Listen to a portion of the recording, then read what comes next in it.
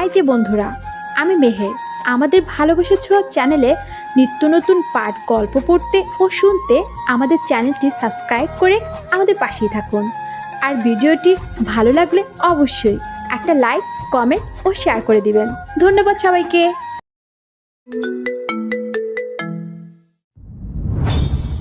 বাড়ি ফেরার পর একদণ্ড স্বস্তি পাচ্ছে না ফিহা। কেন ওর মনের ভিতর অজস্র প্রশ্ন ঘুরে বেড়াচ্ছে তা সে নিজেও জানে না।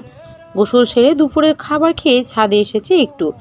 বিকেলের কমলাভ সূর্যটা নিস্তেজ হয়ে হেলে পড়েছে পশ্চিম দিকে। বাতাসের থেমে থেমে চলা শ্বশুর ধ্বনিতে ফিহার মনটা অদূরে কোনো ভাবনার রাজ্যে হাবুডুবু খাচ্ছে। ডান হাতে থাকা স্মার্টফোনটা মৃদু শব্দ করে ছোট্ট একটা কাঁপুনি দিয়ে থামলো। অবসন্ন বিকালের আকাশ থেকে দৃষ্টি সরিয়ে মাথা নিচু করে ফোনটার স্ক্রিনে তাকালো। স্ক্রিনে ভেসে ওঠার নাম ও মেসেজ দেখে চট করে ভুজোড়া কুঁচকে ফেলে আগ্রহের সাথে মেসেজটা পড়তে থাকে ফিহা। মেসেজটা সাফার এবং সেখানে লেখা, কল ব্যাক করিস, তোর ফোন বন্ধ, শাড়ি কিনেছিস? বর্তমানে ওর বিক্ষিপ্ত মনটা এলোমেলো হয়ে আর ইচ্ছে করলো না কল ব্যাক করে কথা বলতে। সুফিয়া খালার কাছ থেকে জেনেছে স্যারও ওকে কল করেছিল, কিন্তু কলটা কাটতে গিয়ে রিসিভ করে ফেলেছে। সেই যে সুফিয়া খালা ফোনটা সুইচ অফ করে দেয়, তারপর সেটা চালু হয় 3.5 ঘন্টা পর। ছাদের বুকে পরন্ত বিকালের শেষ রোদ মারিয়ে ছোট ছোট পায়ে চিলেকোঠার দিকে এগোলো ফিহা। মসৃণ কাঠের বন্ধ দরজা ঠেলে ভিতরে ঢুকলো তাফিন সূর্যের কমলা রোদে অন্ধকার ঘরটা এক ফালি আলোতে উজ্জ্বল হয়ে উঠল। টান টান করে চাদর বিছানো ছোট্ট একটা চৌকি, শূন্য চেয়ারটার পাশে অবহেলার মতো পড়ে আছে আয়তাকার টেবিলটা। টেবিলের ওপর গুছিয়ে রাখা দুটো A4 সাইজের নোটবুক ও কিছু কলম পেন্সিল। টেবিলের সামনে এসে একটা নোটবুক ও পেন্সিল তুলে চৌকিতে গিয়ে আরাম করে বসলো ফিহা। একবারও ভাবলো না এই ঘরের আনাচে কানাচে যেই মানুষটার স্পর্শ লেগে আছে সে যদি হুট করে এখন এসে পড়ে তখন। চিলেকোঠার একমাত্র জানালাটি খুলে দিয়ে নিবিষ্ট মনে নোটবুকটির পাতায় ভীষণ যত্ন করে পেন্সিল চালালো ফিহা। খোলা জানালা ও হাট করে খোলা দরজা দিয়ে হু হু বাতাসে সপাটে ফিয়ার এলোমেলো চুলগুলো মুখের উপর, গালের পাশে, পিঠের উপর উড়িয়ে দিতে ব্যস্ত। পশ্চিমের সূর্যটা যখন আরও একটু ডুবে গিয়ে মৃদু সন্ধ্যার আহান জানিয়ে বেড়াচ্ছে, ঠিক তখনই ডান হাতের পেন্সিলটা থেমে গিয়ে পরিপূর্ণ একটি সাদা কালো মনুষ্য ছবি নোটবুকটার পাতায় হুবহু একটি বাস্তবিক ছবির মতো ফুটে উঠল। এভাবে যত্ন করে আঁকাটা বিগত সেই একদিন ঘটনার পর আর কখনোই ফিয়ার হয়নি। অষ্টম শ্রেণীতে থাকাকালীন স্কুলের অঙ্কন প্রতিযোগিতায় প্রথম হয়েও যখন বাসায় এসে শুধু আঁকাআঁকির জন্য ডানগালে সপাটে চর খেয়েছিল, সেই অপমান ও লজ্জার ধিক্কারে আর কখনোই অঙ্কন প্রতিযোগিতা, চারুকলা একাডেমির দুর্দান্ত চিত্রপল্লী, রেশমির প্রশংসা, বিদেশি প্রতিযোগিতার সাথে মোক্ষম লড়াইয়ের সুযোগ, সেই সব কিছু এক ঝটকায় আজীবনের জন্য ছেড়ে দেয়ও। দিনের ফেলে আসা স্মৃতিগুলো রোমঞ্চন করতেই বুক ভরা নিঃশ্বাসটা ছেড়ে দিয়ে নোটবুকটা সেখানেই ফেলে চিলেকোঠা থেকে বেরিয়ে যায়। নিচে গিয়ে দেখে আফসানা বাড়ি ফিরে হাত মুখ ধুয়ে চা নাস্তা করছে। সিঁড়ি দিয়ে ফিয়াকে নামতে দেখে চায়ে চুমুক দিয়ে হাস্যমুখে ডেকে উঠলেন আফসানা। কিরে, তুই ছিলি কই? তোকে নিচে থেকে এত করে ডাকলাম, কোনো সাড়াই দিলি না। খালামণিকে দেখে ওর মনে বেজার ভাবটা ধূলিসাৎ করে হাসি হাসি মুখ নিয়ে কাছে বসলো ফিহা। প্রসন্ন হাসিতে স্বাভাবিক কণ্ঠে বলল, ছাদে ছিলাম খালামণি, এই জন্যই তোমার ডাকগুলো শুনতে পাইনি। আচ্ছা, একটা কথা বলো তো, তুমি আজ এত তাড়াতাড়ি কিভাবে আসলে? সব সময় তো দেখলাম 7টার পর বাড়ি আসো, আজ সেখানে 7টা না বাজতেই হাজির। ও মা, তাড়াতাড়ি না আসলে তোর শাড়ি কেনার সুযোগ পেতাম। তুই যখন আমাকে দুপুরের দিকে ফোন দিলি তখন কি জানিস আমি কতটা ব্যস্ত ছিলাম? ওই ম্যানেজার ব্যাটাকে সাইডে এনে সব কাজ বুঝিয়ে তাড়াতাড়ি তোর লাল শাড়ি কিনতে চলে গেছি। দেখ তো, এটা পছন্দ হয় নাকি? আমার যা বুড়ো বুড়ো পছন্দ, তা দেখে তোর ভালো লাগবে নাকি সেটা নিয়ে এখন চিন্তায় মরছি। ও সুফিয়া, চা খেয়ে তো গলা ভিজলো না, কী চা খাওয়ালি তুমি? শেষের কথাটা উচ্চস্বরে সুফিয়ার উদ্দেশ্যে বলতেই তড়িৎ গতিতে রান্নাঘর থেকে জবাব দিল পৌঢা। আপনি এমনি গ্যাদ গ্যাদাইয়া চা খাইলে তো ডায়াবেটিসে ধরবো আপা। আপনি তো চায়ের মিডা পানি বানাইয়া খান, এত মিডা দেওয়ান যাইতো না। ভাত দিতাছি, ভাত খান। ভালোই তো জুতো মেরে গরুদান করতে চাইছো। আমি ভাত খাবো না, পারলে আরেক কাপ চা দাও, না হলে আমি তোমার রান্নাঘরে গিয়ে মিঠা পানি বানিয়ে খাবো। দুপক্ষের এমন মিষ্টিমধুর তক্ক দেখে ফিয়া হাসতে হাসতে শপিং ব্যাগ খুলে লাল শাড়ির প্যাকেটটা বের করে দেখলো। তাঁতের শাড়িটা, আর রংটা কি লাল না বলে মেরুন বললে জুৎসই হবে। এমন সময় সারাদিন পর কিছুক্ষণ আগে গোসল সেরে চোখের মুখের লালচে ফোলা ভাব একটু কমিয়ে নিচে নামলো ফিমা। পরনে হাঁটু সমান ঢিলে ঢালা অতি মাত্রায় বড় গলার গেঞ্জি, নিচে লেডিস ট্রাউজার পরে ভিজা চুল ছেড়ে দিয়ে গম্ভীর মুখে সোফায় বসলো। ফিয়া মুখ তুলে সামনের সোফায় তাকাতেই বড়দের সামনে এমন ফালতু ধরনের পোশাক পরা দেখেও নিজেই অপমান লজ্জায় নিষ্পিস করতে লাগলো। আফসানা তর্ক করা বাদ দিয়ে ফিমার দিকে তাকাতে দ্বিতীয় শপিং ব্যাগটা ওর দিকে বাড়ি দিয়ে বললেন, নে তো ফিমু, দেখ তো খালামণির পছন্দটা ভালো লাগে নাকি? তোর শাড়িটা খুঁজতে খুঁজতে প্রচুর হয়রান হয়েছি বাপ। মনে মনে তোর জন্য যে রঙটা পছন্দ করেছিলাম সেটা কোনো দোকানেই পাচ্ছিলাম না। ব্যাটারা কি সবুজ বেগুনি হলুদ দেখাচ্ছিল। শেষমেশ ভেতরের একটা দোকানে গিয়ে এই রঙটা খুব মনে ধরলো, দেখ খুলে। ফিমা প্যাকেট খুলে হালকা আকাশি রঙের চমৎকার একটি জামদানির শাড়ি আবিষ্কার করলো, যেটা দেখে মোটেও তার পছন্দ হলো না। ওর গম্ভীররূপী চোখ দুটো সামনের সোফায় বসা ফিহার কোলে থাকা মেরুন বস্তুটার দিকে চুম্বকের মতো আকৃষ্ট হলো, কিন্তু মনের কথাটা সে ফিয়ার দিকে তাকে উচ্চারণ করলো না। মুখে শুধু ফিকে হাসি দিয়ে বলল, ভালো হয়েছে খালামণি, তোমার পছন্দ খারাপ না। সামনের কোনো অকেশনে পরলে শাড়িটা পরবো। আমি তাহলে এটা রেখে আসি। আসলে পছন্দ হয়েছে নাকি খুশি করানোর জন্য আমাকে বললি? তোমাকে খুশি করাতে যাব কেন, ভালো হয়েছে তাই সত্যিটাই বলেছি। এবার ফিয়ার দিকে মুখ ঘুরিয়ে বলল, যদি ব্যস্ত না থাকিস একটু রুমে আয়, আমার একটা অ্যাসাইনমেন্টে তোর আর্ট করে দিতে হবে। ফিয়া মাথা নাড়িয়ে সম্মতি জানিয়ে ফিমার পিছু পিছু রুমে গিয়ে পৌঁছালো। রুম পরিষ্কার পরিচ্ছন্ন এবং স্বাভাবিকভাবে গুছানো, কোথাও অস্বাভাবিকতার চিহ্নমাত্র না পেয়ে মনে মনে ফিয়াও ভাবতে লাগলো, কেন ফিয়া দরজা বন্ধ করে লম্বা ঘুম দিয়েছে।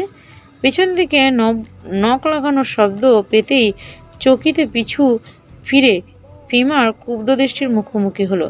পায়ে পায়ে ফিহার দিকে এগোতেই শান্ত কবিত চাপা আক্রোশের কণ্ঠে চিৎচিরিয়ে উঠল ফিমা।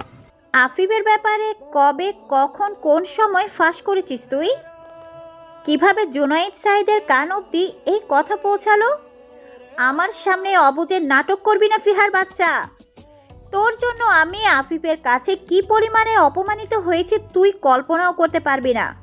বাংলা নাটক ছেড়ে সত্যিটা ডরে বল। দু চোখে আশ্চর্যভাবে বড় বড় করে ফিহা নিজেও চরম বাকশূন্যতায় স্তব্ধ হয়ে রয়েছে। কি আশ্চর্য, আমার কি মাথা খারাপ? তোমার আর আফিফ ভাইয়ার খবর আমি কেন ফাঁস করতে যাব? চুপ, নাটক করবি না। এই সিগারেটের নাটক জায়গা মতো দেখাবি। তোর জন্য ভর দুপুরে আমি সবার সামনে ইনসাল্ট হয়েছি। এখন যদি তুই আমার সামনে উল্টাপাল্টা কাহিনী করিস তোর নাটকের ঝাল আমি মিটিয়ে ছাড়বো। অকথ্য ভাষায় প্রলোভন দেখে ফিয়ার মেজাজটা ভেতরে ভেতরে ভয়ঙ্কর রূপ নিচ্ছে। নিজেকে বাইরে থেকে শান্ত দেখিয়ে আবারও স্বাভাবিকভাবে জানতে চাইল, আমি যেখানে পুরো ঘটনা জানি না সেখানে আমাকে দোষী সাব্যস্ত করা থেকে 100 হাত দূরে থাকবে। আমার এত টাইম নেই যে তোমার ফালতু কাহিনী নিয়ে পড়ে থাকতে যাব। ভালো মতো জিজ্ঞেস করছি, ভদ্রভাবে জবাব দাও। তোমার কোনো ঘটনার জন্য তুমি আমাকে এবং যার নাম ধরে ডাকার কঠিন সাহস দেখাচ্ছ তাকেও দোষী সাব্যস্ত করছো। মধ্যবর্তী দূরত্ব সম্পর্ক কাটিয়ে একেবারে ফিহার মুখোমুখি হয়ে দাঁত চিবিয়ে বলতে লাগলো ফিমা, আফিফের ব্যাপারটা আমার 3 ফ্রেন্ড আর তুই ছাড়া কেউ জানতো না, সেখানে আরেকজন ব্যক্তি এটা কিভাবে জানতে পারলো? আফিফকে বাবুরাল রোডে ডেকে এনে পিটিয়ে জখম করে আমার কাছ থেকে দূরে থাকতে বলল কেন? আছে জবাব? আফিফের কাজিন এসে আমাকে জুতিদের সামনে ইচ্ছে মতো যা তা ব্যবহার করে কথা শোনালো। এর দায়ভার কে নিবে? তুই? সিলিং ফ্যানে ঘোরার মতো বনবন করে ফিয়ার মাথা যেন ঘুরতে লাগলো। ও তো জানেই না কখন কীভাবে বিভৎস ঘটনাগুলো আড়ালে আবডালে ঘটে গেছে। এমনকি ফিমার ঘটনায় অযৌক্তিকভাবে সাইদের ঢোকাটা কেন যেন আরও বিভ্রান্তির মধ্যে ফেলে দিল ওকে। ফিহা কোনো উত্তর না পেয়ে নিচের শুকনো ঠোঁটটা জিভে ভিজিয়ে নিয়ে আবারও বলে উঠল, জ্ঞান থাকতে ওয়াদা দেওয়া কথা আমি ভাঙি না। অত বড় পাষাণ বা মূর্খ আমি নই। আমার মনে হচ্ছে এখানে কোনো ভুল আছে, যা দুপক্ষের কথা না শোনা অবধি বুঝতে পারবো না। রাগে ফুঁসতে থাকা ফিমা সামান্য এই কথাটুকু আমলে না নিয়ে উল্টো তেজালো রাগে ভয়ঙ্করভাবে ফেটে পড়ল। তুই কি ভেবেছিস আমি কিছু বুঝি না? ভেতরে ভেতরে আমার বিরুদ্ধে হিংসা পুষে এখন ভালো মানুষের সাজার অভিনয় করছিস? বাবাকে নিজের আঙ্গুলে নাচিয়ে তুই। কথাটা বলতেই হঠাৎ প্রচণ্ড আগ্রাসী রূপে ফিহার চুলটা খামচে ধরতে গেল ফিমা। পারল না। ফিয়ার সঙ্গে সঙ্গে সরে গিয়ে ফিমার হাত দুটো ক্রস করে আটকে নিজের টালমাটাল ক্ষোভটা এবার ঝেড়ে দিয়ে বলল, খবরদার চুল টাচ করার সাহস দেখাবা না। বাবা মা সব সময় তোমার ব্যাপারগুলো নিয়ে প্রায়োরিটি দিয়ে দেখেছেন, আমারটা না। সেখানে আমার উচিত ছিল তোমার ব্যাপারগুলো নিয়ে হিংসা করা, অথচ ওই ধরনের থার্ড ক্লাস হিংসা আমিও করি না, করবো না। বড় বলে যতটুকু সম্মান দেওয়া প্রয়োজন ততটুকুই দেখাবো, কিন্তু বাড়াবাড়ি রকমের বাজে আচরণ দেখাতে এলে তোমাকে আমি ছেড়ে কথা বলবো না। তোমার সো কল্ড বন্ধু নিয়ে সাজে ঘোরো, জাফলং যাও, যেটা খুশি সেটা করো। আমার কোনো ইন্টারেস্ট নেই তোমার ঘটনা দেখার জন্য। যাকে তুমি অভদ্রতার মতো নাম ছড়ে ডাকছো, এই কাজটা তুমি তার সামনে করে দেখো, তোমাকে ভালো মতো শিক্ষা দিয়ে ছেড়ে দিবে। বাবা মার মতো তোমার ফালতু ভুলগুলো ইগনোর করতে যাবে না ফিমা আপু। আর হ্যাঁ, আমাকে তুমি দয়া করে রাগাতে এসো না। আমি শান্তিপূর্ণ মানুষ, আমাকে শান্তি মতো থাকতে দিও। অশান্তির মধ্যে ধাক্কা দিয়ে ফেলে দিলে তোমাকে সম্মান দিতে আসবো না। রাগারুণ মুখে তেজস্বী ব্যক্তিত্বের মতো প্রত্যেকটা কথা শুনিয়ে দিয়ে রুম থেকে বেরিয়ে গেল ফিহা। বেরোনের শেষ মুহূর্ত পা থামিয়ে সরাসরি ফিমার দিকে জোরালো স্বরে বলল, পরনে ওসব গেঞ্জি টাওয়াল পাল্টে এসো, এটা আমাদের বাড়ি না। মা এই ধরনের জামা কাপড় আমাদের বাড়ি ছাড়া অন্য কোথাও পরার অনুমতি দেয়নি। বড়দের সামনে কেমন জামা কাপড় পরা উচিত আমার চেয়ে তুমি ভালো জানো। মুখ ঘুরিয়ে নিজে রুমের দিকে এস্তভাবে পা চালালো ফিহা। এদিকে হতভম্বের মতো কেউ যে ওর মুখের উপর এইভাবে কট্টর ভঙ্গিতে কথাগুলো শুনিয়ে দিয়েছে এটা কল্পনাও করতে পারছে না ফিমা। যেখানে নিজে বড়জন হবার দরুন ছোট বোনের গালে কষিয়ে দুটো চর লাগানোর কথা, সেখানে বলদের মতো চুপ মেরে একটা কথাও বলতে পারল না ফিমা।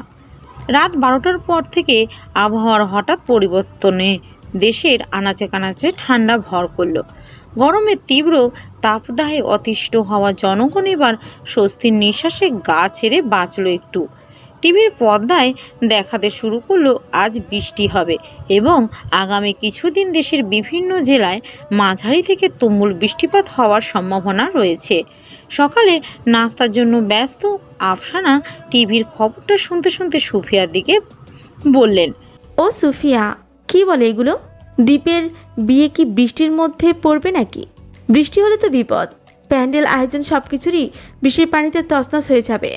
সুফিয়া পাশে দাঁড়িয়ে নিজেও টিভির সংবাদটা শুনতে শুনতে তীব্র আফসোস করে বলল, হ আপা, সময় তো নাইকা, শুক্রবার বিয়া আর আইজকা মঙ্গলবার যাইতাছে। কি হইল এডি? এখনো তো আপনি মার্কেট কিছুই করলেন না। মাইয়াগুলিরে ভাইয়ের বিয়া কিছু দিবেন না কিনা? কি করবেন আহেন, ভাবছেন কিছু? ভীষণ চিন্তিত হয়ে মুখটা সুফিয়ার দিকে ফেরালেন তিনি।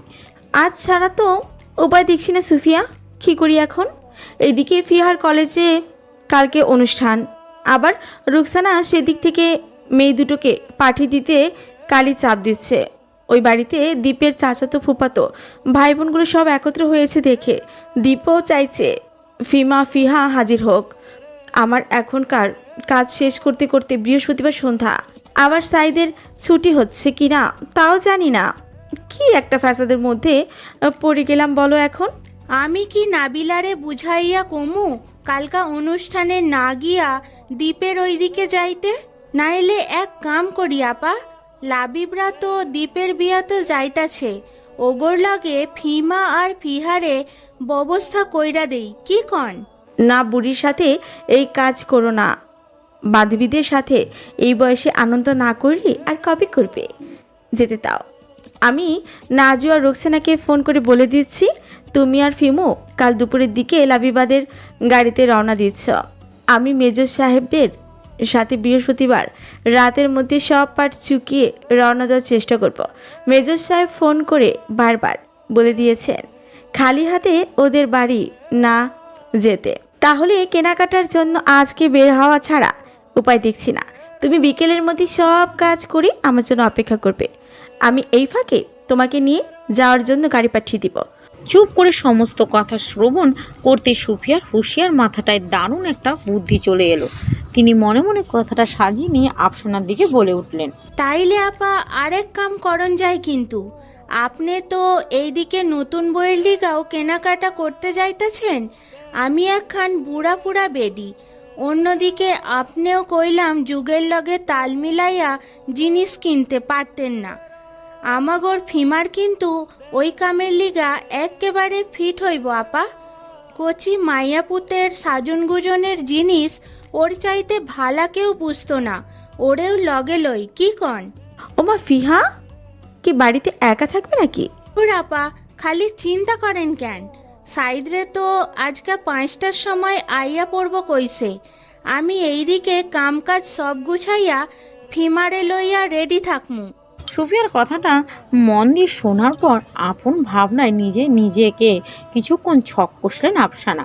ফিয়ার সাথে প্রথমেই যেই ধুরন্ধর সমস্যাটা সাইদের সাথে হয়ে গেছে, ওটার জন্য কি এখনও তার ছেলে ফিয়ার সাথে তর্ক বিতর্ক করবে কি না? যদিও ফিয়ার সাথে গতকাল 3.5 ঘন্টা ঘুরে ফিরে তেমন রাগ ক্ষোভ বিরক্তি প্রকাশ করেনিও, তাহলে এটা ধরেই নেওয়া যায় ওদের মধ্যে সাপে নেউলে ব্যাপারটা এখন আসবে না। নিশ্চিত মনে সব কিছু ঠিকঠাক দেখে এবার অফিসের জন্যে বেরিয়ে গেলেন আফসানা। বিকেলের আকাশ জুড়ে ঘন কালো পৈশাচিক মেঘ এসে পুরো চারধার অন্ধকার করে রেখেছে। জানালা দিয়ে বাইরে তাকালে ঝুম বৃষ্টির আগ্রাসী অবস্থা দেখা যায়। একটু আগে বাবার সাথে কথোপকথন সেরে রান্নাঘরে ঢুকলো ফিহা। বর্তমানে বাড়িতে কেউ নেই। সুফিয়াও ফিমা আফসানার পাঠানো গাড়িতে ঘণ্টাখানেক হলো শপিংয়ের জন্য বেরিয়ে গেছে। শূন্য খাকা করা বাড়িতে একা থাকলেও পাহারাদার দারোয়ান দুটো যে ধরনের নিরাপত্তা দিয়ে যাক, তাতে 1 সপ্তাহ যদি এভাবে থাকার প্রয়োজন হয় তাতেও ফিহার কষ্ট নেই। এমন সময় বাড়ির কলিং বেলটা সশব্দে বেজে উঠলে দরজার বাইরে আগন্তুকের নির্দেশ পাঠিয়ে দিল। তড়িঘড়ি করে দরজা খুলে দিলে সামনে দাঁড়ানো লম্বা রিজু ও বৃষ্টির পানিতে জুবুধুবু ভেজা মানুষটাকে দেখে তৎক্ষণাৎ চোখ নামিয়ে সরে গেল ফিহা। বৃষ্টির ছোবলে সমস্ত শরীর ভিজে গিয়ে গা চুয়ে চুয়ে এখন পানি ঝরছে সাইদের। তবু ডান হাতে ধরা প্যাকেটটা সন্তর্পণে হাত উল্টো করে পিঠের আড়ালে দক্ষভাবে লুকিয়ে নিয়েছে। সামনে থেকে ফিয়া চটপট সরে গেলে ফ্লোরে হাত উঠে গিয়ে জুতোর ফিতাগুলো খুলতে থাকলে এক ফাঁকে জুতোর ছোট আলমারিটা পেছনে প্যাকেটটা লুকিয়ে রাখলো সে। ঠিক তখনই সামনে থেকে আবারও ফিহা হাজির হয়ে তোয়ালা বাড়িয়ে বলল, মাথা মুছে নিন। তোহালে ধরা হাতটায় চোখ বুলিয়ে আবারও জুতো খোলার দিকে মনোযোগ দিল শাহিদ। লাগবে না। বড় অদ্ভুত কারণে এমন নৈব্যক্তিক উত্তর শুনে মেজাজটা একটু খারাপ হলো ফিহার। সঙ্গে সঙ্গে প্রত্যুত্তর জবাবটা বড্ড তেজ দেখিয়ে বলল, আপনার জবাবটা আমার কাছে ভালো লাগেনি। আপনি যে বৃষ্টির মধ্যে কাক ভেজা হয়ে বাড়ি এসেছেন সে হুঁশ কি আপনার আছে? জনাব, আপনার মা বা খালা কেউই এই মুহূর্তে বাড়ি নেই। আপনাদের কোনো কিছু সম্বন্ধে আমি এক দণ্ড জানি না। এমন অবস্থায় 104 ডিগ্রি জ্বরে কাঁদা হয়ে পড়লে বাড়িতে ডাক্তার ডাকতে পারবো না। দয়া করে ভদ্র মানুষের মতো হাত থেকে তোয়ালেটা নিন এবং সেটা মাথায় প্রয়োগ করুন। মধ্যবর্তী দূরত্বটুকু ফিয়া দর্পের সাথে নিজেই ঘুচিয়ে সদ্য জুতো খুলে দাঁড়ানো শাহিদের হাতে তোয়ালা ধরিয়ে দিচ্ছিল, কিন্তু পা ঘুরিয়ে যেতে নিলেই খেয়ালই করলো না নিচের ফ্লোরটা পানির জন্য বেকায়দায় পিচ্ছিল হয়ে গেছে। দ্রুত পায়ে এগোতে নিলে বেমক্কা পা ফসকাতেই তীব্র ভয়ের আক্রোশে চিৎকার দিয়ে উঠল ফিহা। কয়েক মুহূর্তের জন্য মাথার ভেতরটা ভো শব্দে তবদা মেরে থাকলে সারা মুখ ঘামিয়ে চোখ খুলে তাকালো। সম্মুখে একজোড়া স্থির চক্ষু দেখে ফিয়াও কেমন বেকুপের মতো আমতা আমতা করে বলে উঠল, আমি কি পড়ে যাইনি? না তো। আমি কি বেঁচে আছি? তাই তো মনে হয়। বোকা বোকা প্রশ্নের এমন সরল জবাবে প্রথমবার মানুষটার চোখে হাসি হাসি ভাবটা দেখতে পেল ফিহা। বড্ড সুন্দর, বড্ড আদুরে সেই ভাব। অন্যদিকে সবল হাত দুটো ভারী ভারী বস্তু ধরার জায়গায় আজ ভাগ্যলীলায় নরম তুলতুলে দেহটা নিজের প্রস্তর কঠিন বুকটার সাথে মিশিয়ে রেখেছে। আকস্মিকভাবে পড়তে যাওয়া ফিহার সদ্য স্নাত দেহ থেকে মেয়েলি গায়ে মিষ্টি সুবাস গন্ধটুকু আচ্ছন্ন করছে খোল্লাকা মাদকের মতো। পেছনে হাট করে খোলা দরজা দিয়ে হু হু করে ঢুকছে ঠান্ডা ভিজে ভিজে পাগলা হাওয়া। সেই হাওয়াতে উচ্ছ্বাসিত হয়ে চোখে মুখে ছুঁয়ে যাচ্ছে মিষ্টি গন্ধ মাখানো আধা শুকনো এলো চুল। পাথরের মতো শক্ত কঠিন থাবাটা তুলতুলে পিঠের মধ্যে আস্তে আস্তে মোমের মতো ডেবে যাচ্ছে। গভীর ঘন হয়ে আসছে থরথর করে কাঁপতে থাকা দুটো লোহাতোর কোমল ঠোঁট। একটুখানি ছুঁয়ে দিলে কি থরথর করে কাঁপতে থাকা ঠোঁট দুটো শান্ত হয়ে যাবে? ভুলবশত আজ ওড়না না থাকায় গায়ের ল্যাভেন্ডার কামিজের একটুখানি বড় হয়ে থাকা গলাটা দিয়ে ছোট্ট একটা জিনিস দেখতে পেল শাহিদ। ডান কাঁধের বিউটি বোন হাড্ডিটার একটু নিচে ছোপ ছোপ রক্তের মতো লালচে একটা জন্মদাগ সন্তর্পণে ফুটে আছে। বুকের মসৃণ ফুটফুটে চামড়ায় চুম্বকের মতো দৃষ্টি আকর্ষণ করছে লাল টুকটুকে ওই জন্মদাগটা। যদি মাথাটা নামিয়ে একটু নিচু করে একবার ওই জায়গাটুকু ছুঁয়ে দিতে পারত, শুধু একটা বার অধিকার স্বরূপ রাখা যেত তপ্ত ছোঁয়ার পরশ, তাহলে বাহুবন্ধনে আটকে থাকা এই নরম তুলতুলে দেহটা কেমন করে কেঁপে উঠত তখন। হঠাৎ ঘোর লাগা সন্ধিক্ষণে নির্জন বাড়িটার শূন্য দেওয়ালে গম গম করে উঠল পুরুষালী কণ্ঠের তীব্র চিৎকার। ফিহা, কি হচ্ছে এসব?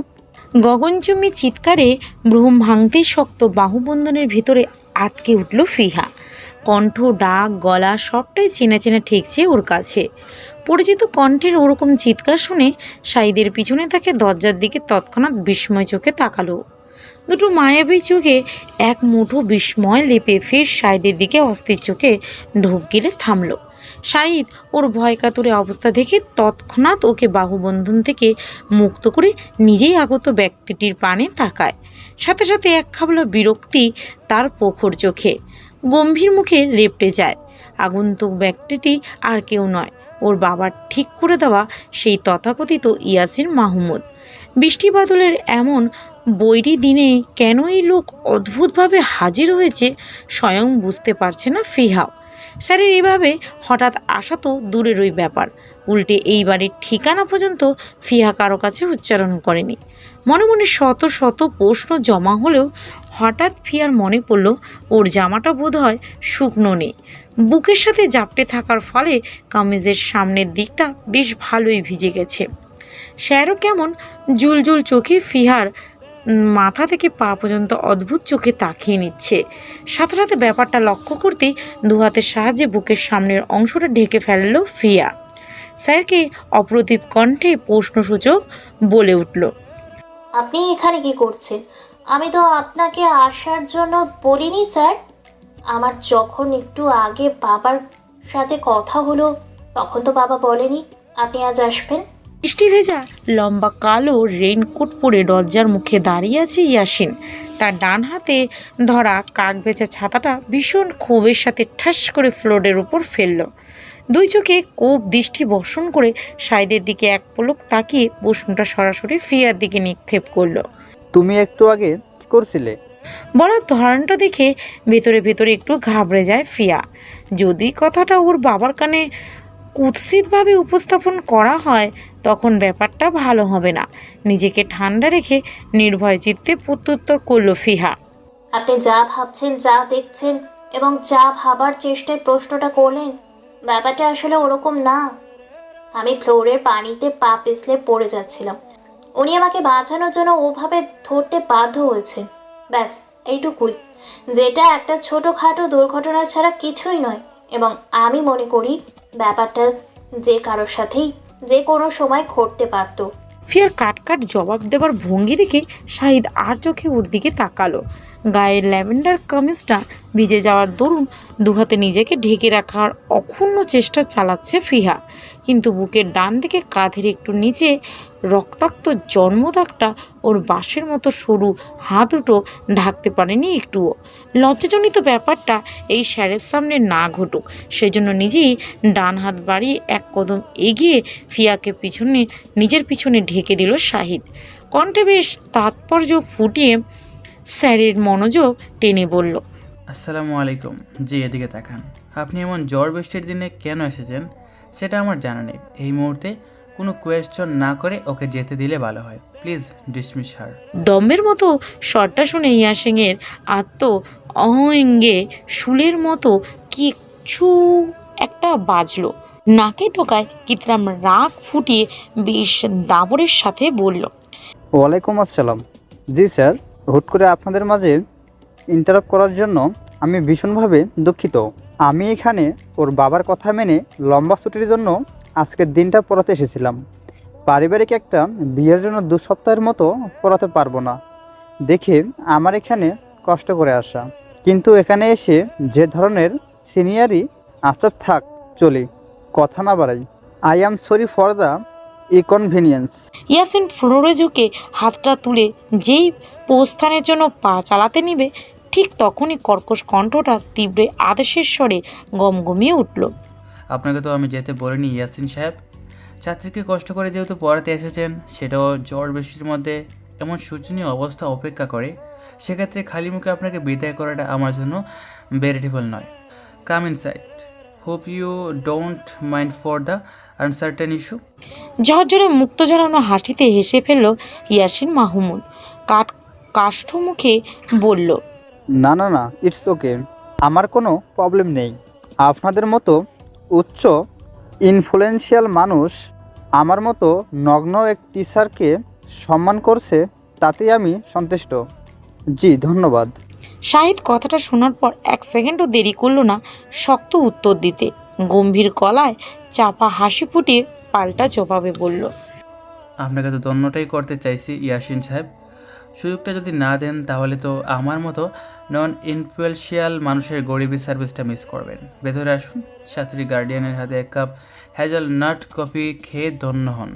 ছাতের গার্ডিয়ান শব্দটা শুনে ধক করে ফিয়া ছোট্ট বুকে এফোর ওফোর করে ছুরির মতো লাগলো কিছু। এই লোকটা ক্ষণে ক্ষণে ওকে নিজের সাথে জড়িয়ে যেতটুকু অধিকার ফলিয়ে যাচ্ছে, ঠিক যোজন বিয়োজন করে পরিমিত দায়িত্বগুলো পালন করছে, সেই সব কিছু দেখে ফিহার বুকে খরস্রোতের নদীর মতো কলকল স্বরে বান ভাসিয়ে যাচ্ছে। ইয়াসিনকে কথাগুলো বলে সম্পূর্ণ পিছন ঘুরে ফিয়ার আনা তোয়ালাটা দিয়ে সুন্দর করে গা ঢেকে দিল শাহিদ, যেন নিজের মহামূল্যবান সম্পদকে কুদৃষ্টি আড়াল থেকে সপ্তমপণে বাঁচিয়ে রাখল সে।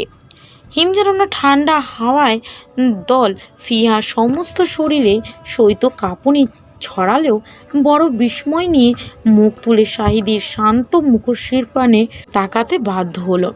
ওই গম্ভীর দুটো চোখে সমুদ্রের মতো গভীরতা, নেশার মতো মাদকতা, বুকের বাঁদিকে ছোট্ট মোচড় তুলে দেওয়ার মতো অদ্ভুত চাউনি লুকিয়ে আছে। হাসিহীন অকাঠ্য চিত্তের মুখটা তখনও গম্ভীরতা বজায় রেখে কাঠিন্য স্বরে বলে উঠল ফিহাকে, রুমে গিয়ে ড্রেসটা চেঞ্জ কর। বড় গলার জামা, ফিনফিনে ওড়না, খাটো কামিজ, ফিটিং পোশাক এসব যেন পরতে না দেখি। আমার বাড়িতে ভদ্রলক্ষ্মী মেয়ের মতো সবটা দেখে শুনে মেনে চলবি। মনে থাকবে? পাল্টে আয়।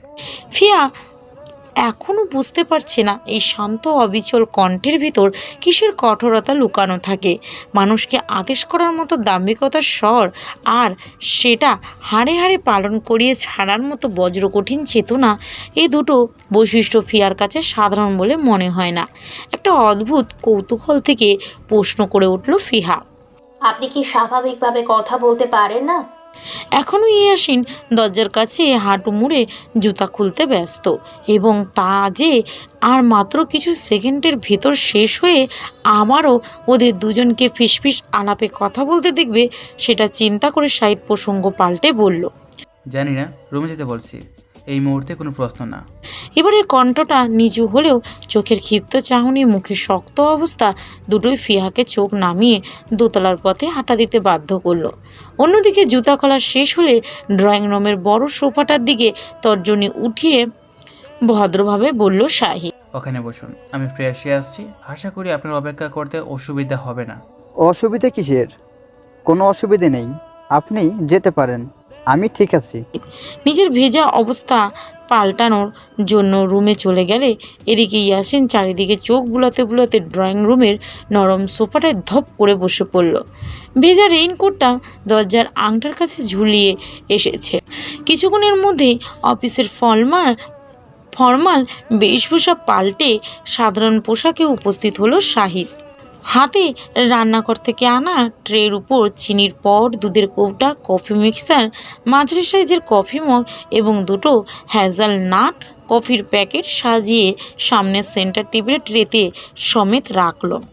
ইয়াসিন জুলজুল চোখে তার প্রতিটি কর্ম দেখতে থাকলে হঠাৎ কপালের বাঁদিকে কী যেন একটা দেখতে পেয়ে প্রায় আটকে উঠতে যাচ্ছিল, কিন্তু চূড়ান্ত মুহূর্তে নিজেকে আটকে নিয়ে আবারও নিজের মুখটা স্বাভাবিক করে ফেলল। একদণ্ড বুঝতে দিল না শাহিদকে। ইয়াসিনের ছোক ছোক ভক করা ভাবটা শাহিদের কাছে ধরা পড়লেও কফির প্যাকেট দুটো ছিঁড়তে ছিঁড়তে স্বাভাবিক স্বরে বলল, আমাকে নিয়ে আপনার অযথা কৌতূহল কেন তৈরি হয়েছে আমি জানি না মাস্টার মশাই। আপনি প্রথম দিন থেকে আমার ব্যাপারে কিছু জানার জন্য প্রবল আগ্রহ দেখিয়ে আসছেন। এটার পেছনে কারণটা কি জানতে পারি ইয়াসিন সাহেব? বাইরে নিকোষ কালো অন্ধকারের মতো ইয়াসিনের মুখটাও যেন তৎক্ষণাৎ চুপসে গেল। এক পলক কফি বানানো মগটার দিকে দৃষ্টি বুলিয়ে সামনে বসা চতুর প্রশ্নকর্তার দিকে বলল, কোনো কারণ নেই মিস্টার, আপনি ভুল ভাবছেন। আমি শুধু ফিয়ার কাছে জানতে চেয়েছিলাম ওর কি আরও ভাই আছে কিনা। ওদের বাসায় অনেক বছর ধরে পড়াচ্ছি, এতগুলো বছরে আপনাকে কখনো দেখতে পাইনি। এটা নিয়েই মূলত প্রশ্ন ছিল, তাই একটা চাপা কৌতূহল থাকে, দু একটা প্রশ্ন করেছিলাম, এছাড়া আর কিছু না। ছোট্ট কফি মিক্সারে চালু করে মগের ভিতরে ঘূর্ণিঝড়ের মতো কফি এই বেসটা বানাতে থাকলে একটু হাসলো শাহিদ। মগের দিকে শান্ত দৃষ্টি রেখে চাপা ইঙ্গিতে বলল, অবশ্যই আমার নামে একটা গুঞ্জন আছে ইয়াসিন সাহেব। একটা সাজানো গোছানো নির্ভেজাল মিথ্যাকে আমি চট করে ধরতে পারি। আই হোপ বাকিটা আমার ব্যাখ্যা দিয়ে বোঝাতে হবে না। সূক্ষ্ম কথার ইঙ্গিত, চোখের চাহনি দুটোই এবার ইয়াসিনের কাছে স্বচ্ছ পানির মতো পরিষ্কার হয়ে গেল। এই চতুর লোক শুধু শুধু তাকে বসিয়ে বসিয়ে কফি খাওয়াতে আসেনি, এসেছে চালাকির সাথে খুঁচিয়ে খুঁচিয়ে পেটের তলদেশ থেকে সমস্ত কথা বের করে নিতে। চরম দ্রুততার পরিচয় পেয়ে ইয়াসিন ভনিতা ছেড়ে ইতস্তত করে বলল, আসলে আপনি আমাকে চিনবেন না মিস্টার, কিন্তু আমি আপনাকে চিনি, বলতে পারেন টিউশনির আগে থেকে চেনা আছে। যখন আপনি BA মানে। গলায় একটু হেয়ালি হেয়ালি ভাব টেনে কথাটা ওখানেই থামিয়ে দিল ইয়াসিন, কিন্তু সে তখনও জানে না কার সামনে বসে কথা থামানোর কথা কুটিল আস্পর্ধা দেখাচ্ছে। শাহিদ সংযত স্বরে আবারও তাগদা দিয়ে বলল, বলতে থাকুন ইয়াসিন সাহেব, আমি শুনছি। পুরো কথা না বলে থেমে যাবেন না। আধা কথা আধা সত্য, এগুলো আমার পছন্দ না। কথাগুলো শুনে ভেতরে ভেতরে খুব ঘাবড়ে গিয়ে ঢোক গেল ইয়াসিন। এদিকে ফিয়া দোতলা থেকে কালো রঙের ফ্লোরে ছুঁই ছুঁই জামা পরে গলায় ওড়না জড়িয়ে নিচে নেমে এলো। মানুষটার কড়া নির্দেশে ছোট গলার জামা, লম্বা হাতা এবং ঢিলেঢালা পোশাকে ঢেকে রেখেছে একটু আগের লজ্জাপ্রবণ দেহ। অন্যমনস্ক ফিয়াকে ড্রয়িং রুমে আসতে দেখে ডানাতে দুবার ঠাস ঠাস তুড়ি বাজিয়ে ওর অন্যমনস্ক দৃষ্টি আকর্ষণ করলো শাহিদ। ফিয়া মুখ তুলে অভ্রান্ত চোখে তার পানে তাকালে ভারী কণ্ঠটা কেমন অধিকার ফলিয়ে বলল, আমার রুমে গেলে আলমারির সেকেন্ড সেকশন কফি মেট জারটা দেখতে পাবে, আর রান্না করতে গিয়ে দুটো কফির মগ এই মুহূর্তে প্রয়োজন। শক্ত অধিকার মাখানো কণ্ঠস্বর শুনে বুকের ভেতরটা কেমন দুরু দুরু করে কেঁপে উঠল ফিহার। টি টেবিলে কফির পসরা রেখে মৃদুস্বরে বলল, ঠিক আছে আনছি।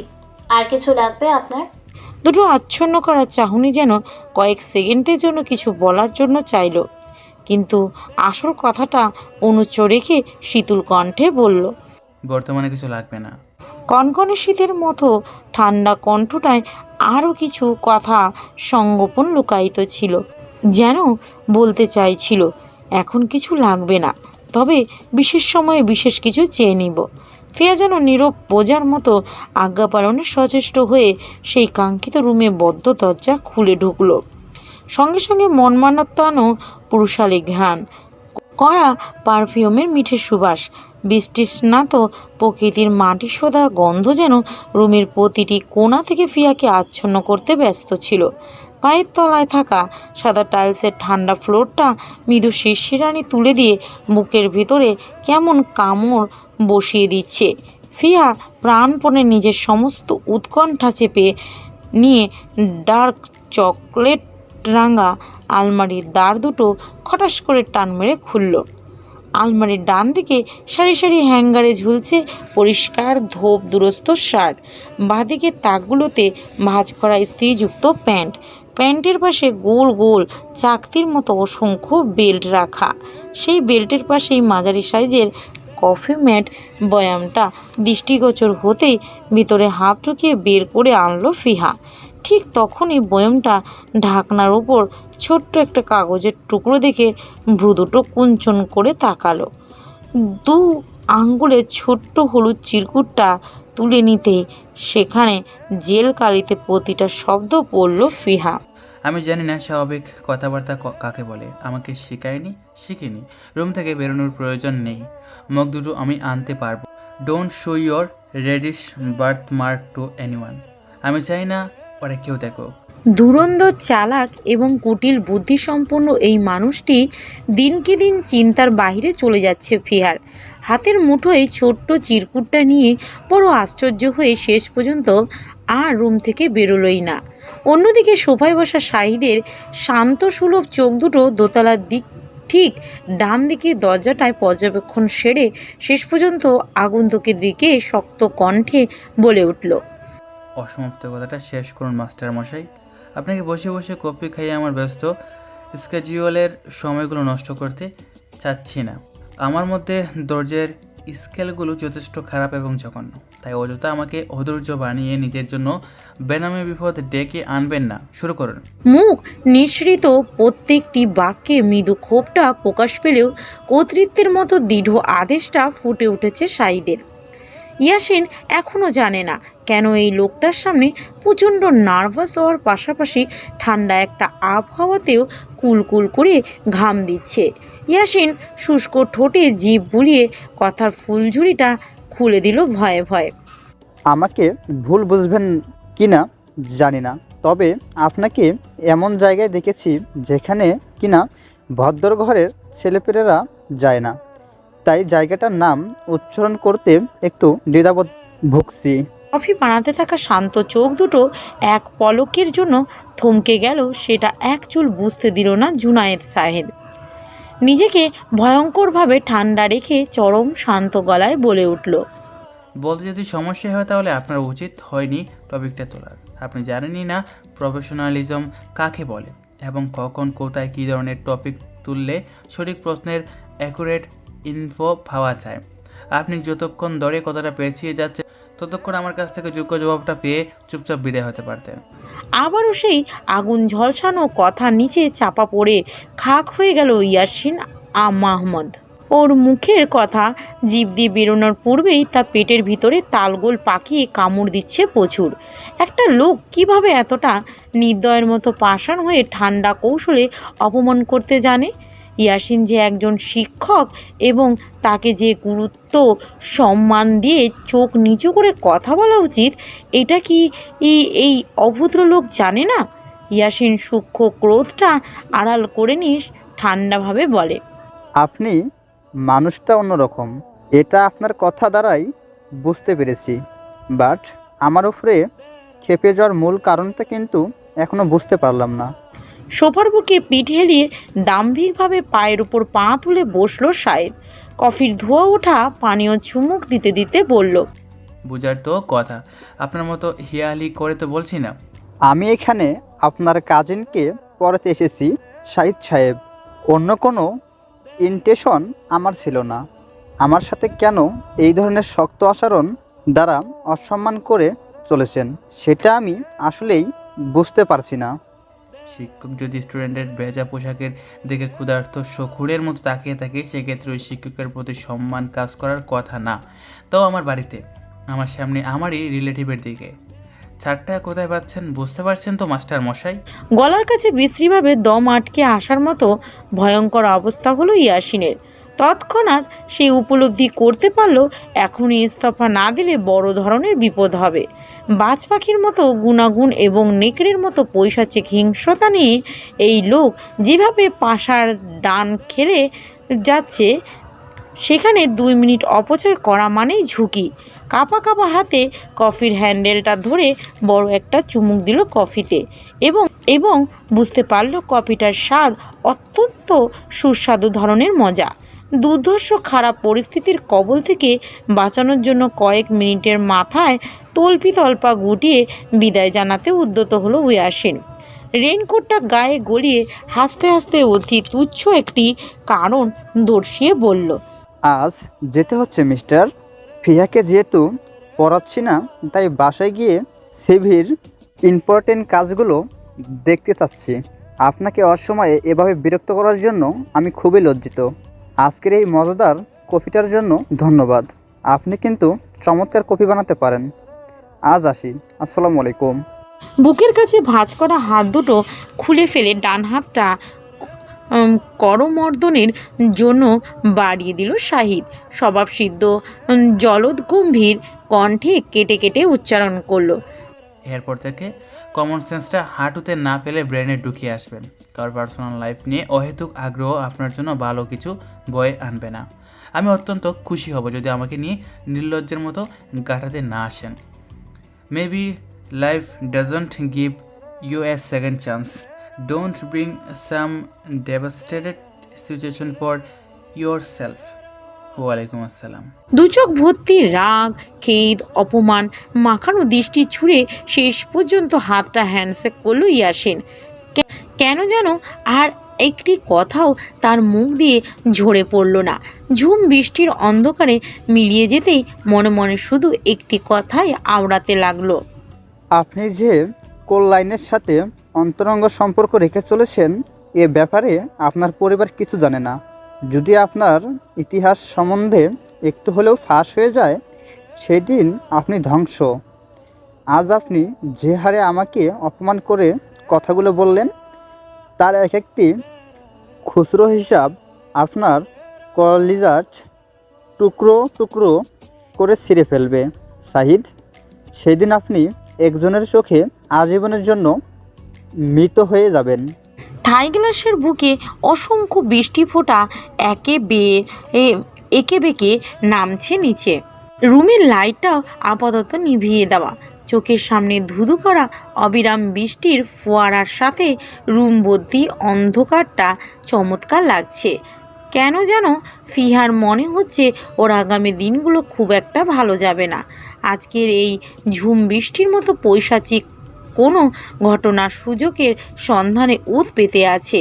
ওর বুকের ভিতর ঘন কালো মেঘের মতো জমে উঠেছে ভয়, আর ষষ্ঠ ইন্দ্রিয় জানান দিচ্ছে হৃদয়ের কোণে ব্যাকুল কোনো অস্থিরতা। কান দুটোতে নব মোচড়ানোর মৃদু শব্দ পেতেই ধীর পায়ে রুমে প্রবেশ করার শব্দটুকু পেল। ওর মাথা ঘুরিয়ে দেখার ইচ্ছা হলো না কেন জানো। তাই পিছনে থাকা মানুষটির উদ্দেশ্যে জানালা মুখ হয়ে প্রশ্ন করলো ফিহা। স্যার চলে গেছেন? প্রত্যুত্তর করলো পেছনে থাকা মানুষটি। জবাবটুকু শুনে আবারও প্রশ্ন করলো ফিহা। রাতের খাবারটা এখন খাবেন নাকি পরে? বড় অদ্ভুত কাণ্ডের মতো আর কোনো সারা শব্দ এলো না পিছন থেকে। পরপর 2 মিনিট অপেক্ষা করার পর আবারও একই প্রশ্নটা শুধিয়ে উঠল ফিয়া। আপনি কি রাতে খাবারটা এখন খাবেন নাকি? প্রশ্নটা করতে গিয়ে মাথা ঘোরাতে শব্দগুলো ওখানেই আটকে গেল ওর। তাজ্জবের মতো 2 ভ্রু কুচকে আবিষ্কার করলো রুমে কেউ নেই, অর্থাৎ মানুষটা ওকে এই রুম থেকে বেরোনোর ইঙ্গিত দিয়ে নিজেই এইখান থেকে সরে পড়েছে। এরপর আর এখানে দাঁড়িয়ে থাকার মানে রইল না। নিজের রুমে ফিরে দরজা চাপিয়ে মোবাইলটা নিয়ে বসলো ফিহা। সারাদিনে ঘটে যাওয়া এক অদ্ভুত ঘটনাগুলোর ভাব সম্প্রসারণ মিলাতে গিয়ে ভিতরটা কেমন শিরশির করে কাঁপছে ওর। আচ্ছা, সাফাকে কি একটা কল দিয়ে এই বিচিত্র অদ্ভুত কেমন করা অবস্থাগুলোর ব্যাপারে এক্ষুনি বলে দেব? সঙ্গে সঙ্গে সাফার নাম্বারে ডায়াল বসাতেই কয়েক সেকেন্ডের মাথায় কলটা রিসিভ হলো। কি রে ফিহা, কি খবর? কি ভেবে এখন কল দিলি? বাড়ির সবাই ভালো আছে তো? ফিয়া বুক ভর্তি দমটা সশব্দে ছেড়ে বলল, এই মুহূর্তে যা যা বলবো সব মনোযোগ দিয়ে শুনবি, কোনো কথা বলবি না, কথার মাঝে ইন্টারফেয়ারও করবি না। যা যা বলবো সব সিরিয়াস ভঙ্গিতে শুনতে হবে। রাজি? ফিহা, কিছু হয়েছে? তুই এমন ভঙ্গিতে কথা বলছিস কেন? জানি না, আমার খুব অস্থির লাগছে। মনে হচ্ছে আমি কিছু একটা জিনিস দেখেও দেখছি না, কিন্তু সেটা কি ওটাই বুঝতে পারছি না। আমি এই ধরনের সমস্যায় আগে কখনো পড়িনি, পড়লেও আমার মনে নেই। শর্ট টাইম মেমোরি লস হলে হতে পারে, কিন্তু আমার মধ্যে কেমন একটা অবস্থা তৈরি হচ্ছে যেটা আমি ব্যাখ্যা দিতে পারছি না। ফিয়ার বিচলিত কণ্ঠের অবস্থা শুনে ভেতরে কেমন ঘাবড়ে গেল সাফা। হুট করে ফিয়ার মধ্যে এই ধরনের সমস্যা সৃষ্টি হলো কেন? নিজের চুল আঁচড়ানো বাদ দিয়ে ফিয়াকে আশ্বস্ত করে বলল, ফিহা, কোনো চিন্তা করবি না, আমি আছি তো। কি সমস্যা হয়েছে আমাকে সম্পূর্ণ খুলে বল। কোনো সমস্যা না হলেও তো যা যা ফিল হচ্ছে সেইগুলো তো প্লিজ বলতে থাক। তোকে ভিডিও কল দেব, ভিডিও কলে কথা বলবি। আরে না পাগল। ফিয়া বুঝতে পারল তার প্রাণপ্রিয় এই বান্ধবীটি প্রচণ্ড উৎকণ্ঠা, নিজেও বড্ড অস্থির হয়ে উঠেছে। অতটা ভীতিপ্রবণ অবস্থা না বুঝিয়ে ফিয়া হাসি দিয়ে বলল, টেনশন করিস না বন্ধু, অতটাও দুর্বল আমি নই। আজ কেন জানি সব কিছুতে অস্থিরতা খুঁজে পাচ্ছি, ঠিক ঠিক যেমন বোর্ড পরীক্ষা দেওয়ার আগের রাতগুলোতে হয়ে থাকে ওই রকম কোনো টেনশন। ঠিক করে বল তো কি হয়েছে, টেনশন করছিস? শাড়ি কিনে দেয়নি খালামণি? ফিহা, শাড়ির জন্য যদি মন খারাপ করে বসে থাকিস দোস্ত, তাহলে তুই এখনই শুনে রাখ, আমার শাড়ি পরার ইচ্ছে এখানেই খতম। আমি শাড়ি পরবো না, তুই জামা পরে আয়, আমিও জামা পরে বের হব। সাজগোজের জিনিসও তো আমার কাছে আছে, তুই আমার সাথে কলেজের অডিটোরিয়ামে বসে বসে সাজবি। বাকিদের ন্যাকামো ঢং তামাশা নিয়ে তোর ভাবতে হবে না, ওদের আমি সামলাবো, আমি দেখব। তুই প্লিজ টেনশন ফ্রি এখানে চলে আয়। ফিয়া বাকরুদ্ধ হয়ে চুপচাপ কিছুক্ষণ বসে রইল। কলের ডিউরেশন তিত্তির করে বয়ে চললেও সাফার এতখানি আন্তরিকতা মুখের ভাষা ছিনিয়ে নিয়েছে। ফিয়া তো শাড়ির জন্য মন খারাপ করে বসে নেই, ওর মনটা আজ কেমন যেন অস্থির আচরণ করছিল বলে সাফাকে ব্যগ্র স্বরে কথাগুলো বলেছে। দীর্ঘক্ষণে নীরবতার পর সাফাই নিজ থেকে বলল, আমি নিশ্চিত এটা নিয়ে তুই মন খারাপ করে বসেছিলিস। সামান্য এই তুচ্ছ শাড়ির জন্য তুই মন খারাপ করবি কেন? পৃথিবীতে মন খারাপের জন্য আর কোনো শক্ত কারণ খুঁজে নিতে পারলি না? এই যেমন আমার সাথে তোর ভাইয়ের হুট করে কোমর বেঁধে ঝগড়া লাগলে প্রচণ্ড মন খারাপ হয়, এইগুলোকে বলে আসল মন খারাপ। ওইসব তুচ্ছ জিনিসের জন্য মন খারাপ করলে বেচারা মন খারাপকে আরও অপমান করা হয়। তখন মন খারাপ বেটা চোখ উল্টিয়ে বলবে, আমাকে মানুষের পেছনে মূল্য না দিয়ে জিনিসের পেছনে গেঁজাচ্ছিস কেন? মানুষকে দুনিয়ার অভাব পড়েছে, এবার বুঝেছিস তো তাহলে ব্যাপারটা? অতি নিচু দরের এমন যুক্তি শুনে ফোনের ওপাশে খিলখিল করে হাসতে লাগলো ফিহা। ইয় জন্মে এমন গবেট চিন্তার কথা শুনেছে কিনা সন্দেহ, তবু সাফাকে সায় জানিয়ে হাসতে হাসতে বলল, আচ্ছা, এভাবে তো ভেবে দেখিনি বন্ধু। তুই তো বন্ধু, আমার চোখ থেকে পর্দা সরিয়ে দিলি। তবে বল তো একটা ব্যাপার, আমাদের যে হাসি কান্না ভালো লাগা আবেগ অস্থিরতা এগুলো কি সবসময় মানুষের জন্যই বরাদ্দ থাকা লাগবে? জীবনের প্রতি এদের অনুভূতি কাজ করবে না? জীবনেও না। মানুষ না থাকলে জিনিসের কি মূল্য? জিনিস তো একটার মাধ্যম মাত্র। এখানে মানুষ আমাদের জন্য যেই অনুভূতি নিয়ে জিনিসটা দিয়ে থাকে ওইটা মূলত আসল কাজ। ধর আঙ্কেল আর আমি দুজনেই তোরে এক বাক্স করে কিটক্যাট চকলেট দিচ্ছি। এখানে কিটক্যাটটা হচ্ছে জিনিস এবং আঙ্কেল আর আমি হচ্ছে মানুষ। এখন তোর কাছে চকলেটের ফিলিংসটা নির্ঘাত আঙ্কেলটারই বেশি ভালো লাগবে, কারণ আঙ্কেলের আমার চাইতে তোর কাছে একটু বেশি মূল্যবান। সেম কাজটাই যখন অতি কাছের মানুষ করে তখন ওই মানুষটার দেওয়া একটা সুতাও অনেক মূল্যবান। বুঝতে পারছিস তো আমার কথাটা? ফিয়া হু বলে উত্তরটুকু দিল ঠিকই, কিন্তু ওর অবাধ্য মন দূর জগতে অন্যমনস্ক হয়ে কিছু একটা হাতাপিতা করে খুঁজছিল। বোধহয় কোনো আকাঙ্ক্ষিত প্রশ্নের উত্তর, কিংবা মনের ক্যানভাসে থাকা পাজলের কোনো অবিন্যস্ত টুকরো। ভোরের আলো ফুটে উঠতেই ধাম ধাম শব্দে কান দুটো যেন ফেটে যাবার জোগাড়। কপাল কুঁচকে উঠে ঘুম ঘুম চোখ দুটো আলতোভাবে খুলে উৎসের দিকে ভয়ঙ্কর বিরক্তি নিয়ে তাকালো। ঘুমেরতে উঠো মাইয়া। ও নাবিলা, হুনতাছনি তুমি? এখন দেরি কইলে কিন্তু অনুষ্ঠানে যাইতে পারতা না। নাবিলা। কুয়াশার মতো আস্তরণটা চোখের সামনে থেকে কেটে যেতেই ধপ করে শোয়া থেকে উঠে বসলো ফিহা। ঘড়ির দিকে সন্ধানী চোখ দুটো নিক্ষেপ করতেই দেখলো সকালে 6:45। তাড়াতাড়ি চুলটা হাত খোপা করতে করতে সুফিয়ার উদ্দেশ্যে চিৎকার করে জানান দিল, উঠেছি খালা, আপনি ঝটপট নিচে যান। নিচে গিয়ে জলদি নাস্তা রেডি করুন। আমি 10 মিনিটের ভেতরে আপনাকে ডাক দিব। বহু জল্পনা শেষ। আজকে এই দিনটি নিয়ে প্রচণ্ড উত্তেজনা বোধ করে ফিহা।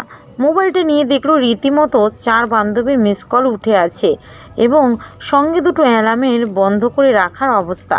দ্রুত গোসলটা সেরে এসে যেই আলমারিটা খুলে ভিতরে তাকালো ফিহা, অমনি চোখ দুটো ও বিস্ফোরিত করে ইয়া আল্লাহ বলে এক বিকট চিৎকার দিয়ে উঠল।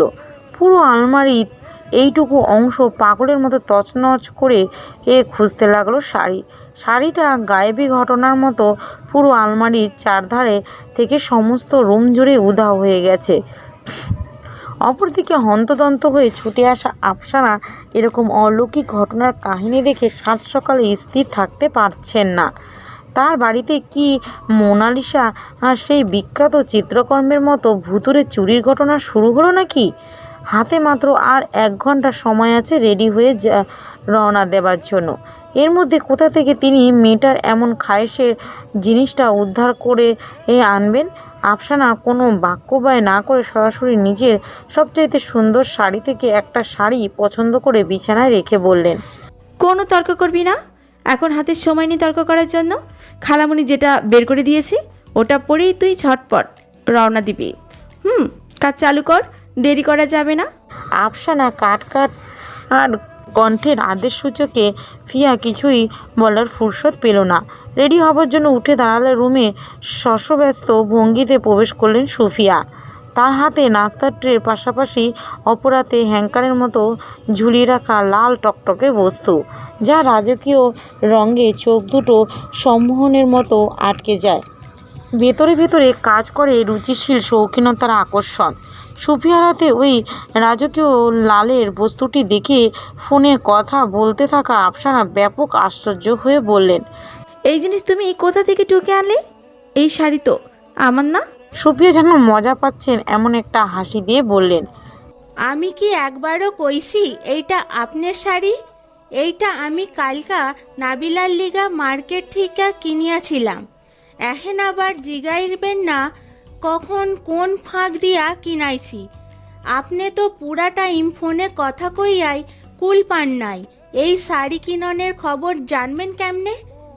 যাউগা, এখন এইটা ভালাই ভালাই আজকা পইরারাও। একদিন পরলে শাড়ির কিচ্ছু হইব না। লও।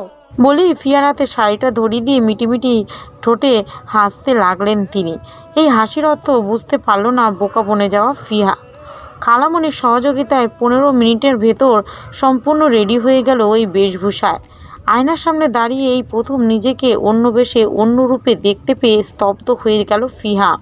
জীবনের প্রথম অভিজ্ঞতা হিসেবে নিজেকে মুড়িয়ে নিয়েছে শাড়ির খোলসে। হাতের কোনোই অবধি ঢাকা লাল টকটকে ভেলভেটের ব্লাউজটি যেন ওর জন্যই একান্ত তৈরি করা।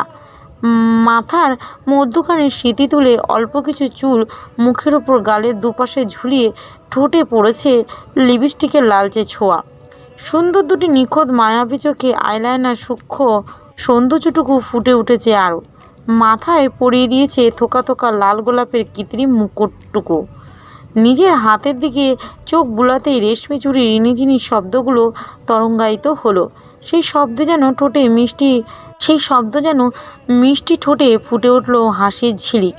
আফসানা ও সুফিয়া চুপটি করে ফিয়ার নীরব মুহূর্তটুকু মিটিমিটি হাসিতে উপভোগ করছিল এবং মনে মনে ভাবছিল নিজেদের মিষ্টি স্মৃতির কথা।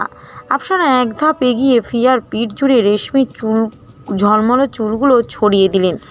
জীবনে প্রথম যেদিন শাড়ি পরেছিলাম ওই শাড়িটা সেদিন আম্মা পরিয়ে দিয়েছিল। আজ আম্মা নেই, কিন্তু তোকে দেখে ওই দিনগুলোর কথা মনে পড়ে গেল। বুক ভরা ভারী নিঃশ্বাসটুকু ছেড়ে দিয়ে চোখের কোণাটা আঙ্গুলের ডগায় মুছলেন আফসানা। ঠোঁটে আনন্দের হাসি ফুটিয়ে বললেন, যা গাড়িতে গিয়ে বস, আমি আসছি। বুক ভরা উচ্ছলতা নিয়ে রুম থেকে বেরোলেও ডান দিকে রুমটা দেখে মুখটা অন্ধকার হয়ে গেল ফিহার। কাল রাত থেকে দরজাটা বন্ধ এবং ওই কফিমেন্ট বয়ামটা আনতে যাওয়ার পর থেকে আর সামনাসামনি দেখেনি লোকটাকে। চুপচাপ জায়গাটা অতিক্রম করে বাড়ির বাইরে গিয়ে বাড়ির কাছে দাঁড়ালো ফিহা। প্রভাতের মিঠে রোদে চারধার উদ্ভাসিত হয়ে চোখের কাছে দারুণ রোমাঞ্চকর লাগছে। এই ছোট্টখানি জায়গাটা কি অদ্ভুত। পাখির কলকলানি মিশানো কিচিরমিচির ডাকগুলো ও শুনে চোখ বুজে ফেলছিল ফিহা। ঠিক তখনই ওর কানে স্টিলের গায়ে টক টক শব্দ করার মতো আওয়াজটুকু মনোযোগ কাড়ল। চোখ খুলে অস্থিরভাবে এদিক ওদিক তাকাতেই এবার দ্বিতীয় দফায় একই শব্দটা শুনতে পেয়ে উপরে তাকায়ও। বারান্দায় থাকা সাদা টি শার্ট পরা এলোমেলো চুলে ব্যক্তিটি থেমে থেমে তার কফির মগে চুমুক দিচ্ছে। ফিয়া আহম্মকের মতো হতবুদ্ধি হয়ে ঠোঁট ফাঁক করে তাকিয়ে রইল। ওই মাদকের মতো ঠান্ডা চাহনিতে কি প্রখর স্থির বৈদ্যুতিক স্পর্শের মতো তুখর। ফিয়া দুটো মুঠোয় শাড়ির আঁচলটা খামচে ধরতেই উপর থেকে ছিটকে এলো প্রশ্ন, ছুটি কয়টায়? ওই ধারালো চোখের আকৃষ্ট চাহনিতে বাধা পড়ে ফিয়া শান্ত গলাতে জবাব ছুড়ল, 4টায়। হঠাৎ সে সময় আফসানাকে কথা বলতে বলতে বাইরে আসতে দেখে আর দাঁড়িয়ে থাকলো নাও। চট করে গাড়িতে উঠে বসতেই কোলের ফোনটা বিপ বিপ করে নোটিফিকেশন দিয়ে উঠল। আমি আসবো?